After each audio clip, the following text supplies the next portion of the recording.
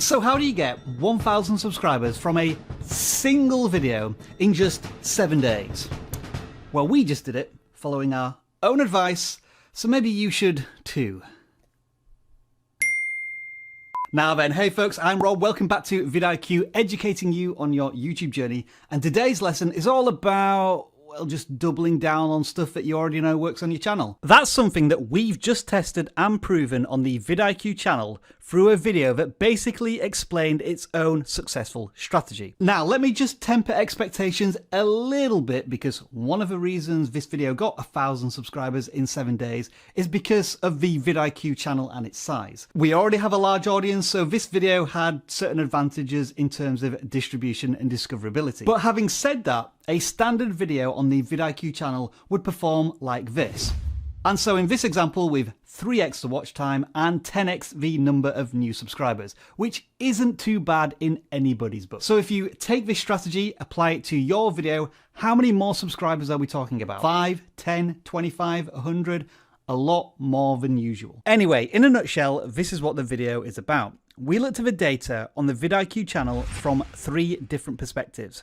The top 5 suggested views as a traffic source, the top 5 search terms as a traffic source, and the most subscribers driven from videos. From all of these videos, we identified a common pattern in that videos we make about how to get more subscribers really resonate with our audience. So we showed our viewers how to do all of this within the video itself while using the same strategy and this data to help us decide on the title and the thumbnail for the video. So here we have a video that contains the strategy that we want to inform viewers about and also the keywords that we want to use.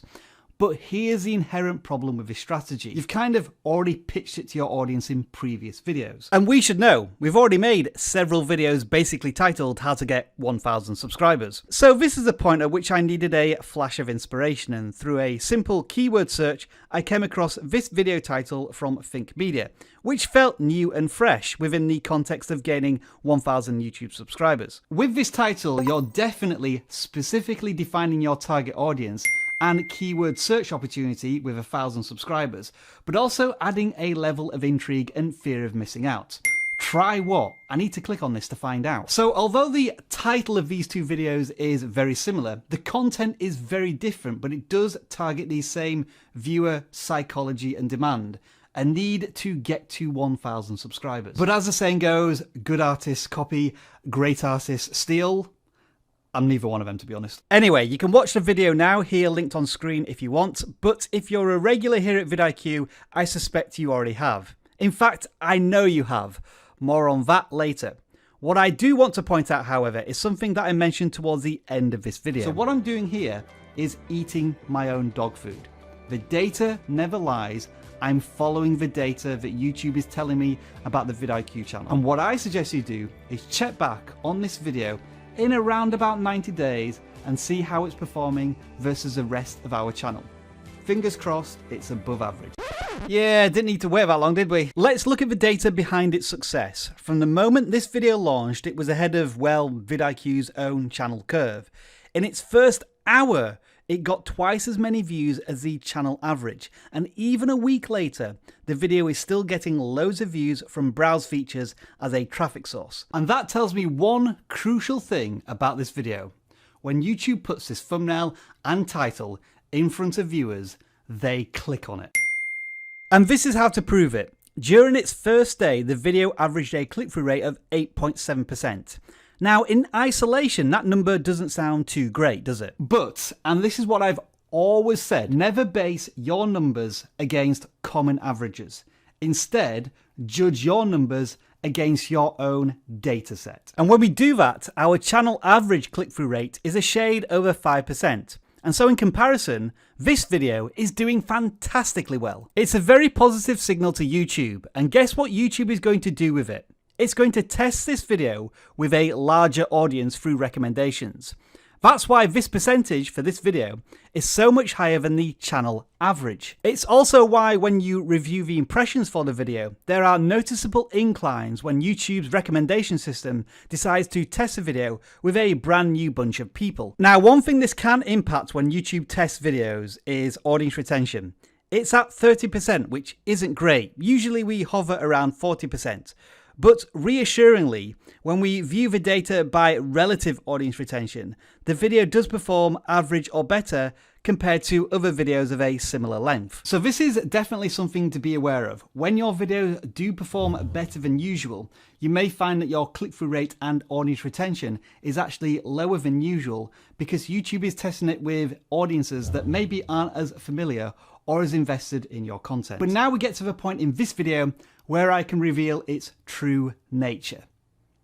This video has nothing to do with how to get 1,000 subscribers from one video. It's all about this. Yep, that's right folks, we're back on my favourite new analytic, return viewers. The video we made was designed to tap into viewers who had already associated our content with valuable information about getting 1,000 subscribers.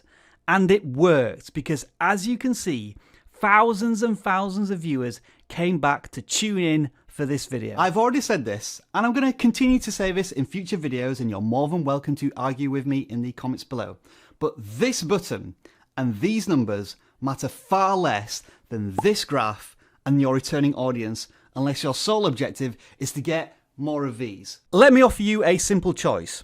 Would you prefer 1,000 new subscribers, knowing how often these subscribers actually watch your content, or would you prefer 30,000 returning viewers to your channel?